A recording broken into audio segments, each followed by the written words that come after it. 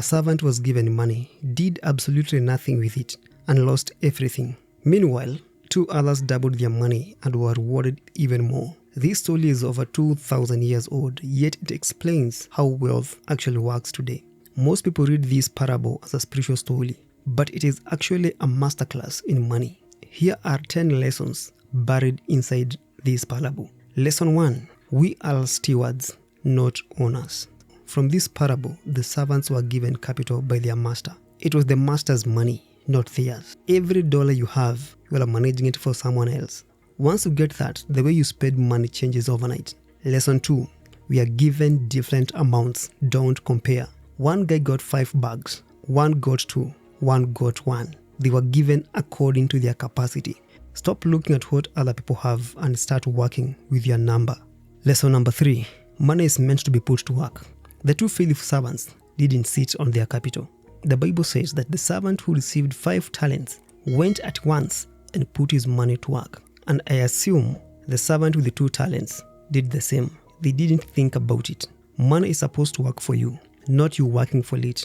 Money sitting still is money losing value.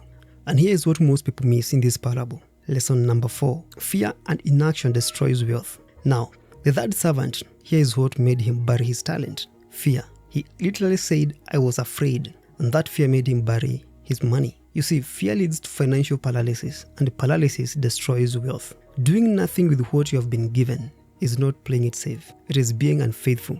And that is what just referred to as wickedness. But here's the shocking part in the story. Lesson 5. God expects multiplication, not preservation.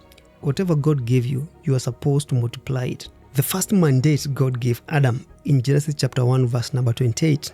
Be fruitful and multiply. You are supposed to make your money make money, because the master is coming back expecting more. Not the same amount, more. You were given resources for a reason, and the reason wasn't to break even. Lesson 6. Wise stewardship involves calculated risk. The servants who doubled their money had to take risk. There was no guarantees, but they invested anyway. The safe move of burying money turned out to be the most dangerous decision of all. Lesson 7. Idle money has an opportunity cost. The master told the servant that he could have at least put the money with the bankers to earn interest. Meaning, even the lowest level of investing would have been better than doing nothing. The tragedy wasn't that the servant lost money. The tragedy was that he wasted the opportunity. The real failure was letting capital sit idle. Lesson 8. Faithfulness in little leads to more. Laziness costs you everything. The master says to the faithful servants, you are faithful with a little, so I will put you in charge of more. So the master took the 1 talent from the lazy servant and gave it to the one who already had 10. The Bible states, to everyone who has more will be given. You see, faithfulness compounds. Laziness costs you even what you think you have. You want more? Prove you can handle what God has already given you. And this is where the story even gets uncomfortable. Lesson 9. Wealth flows to those who prove they can multiply it. Notice what the master did. He didn't spread the money evenly. He gave more to the one who already multiplied it. Capital flows to the people who demonstrate they can grow it.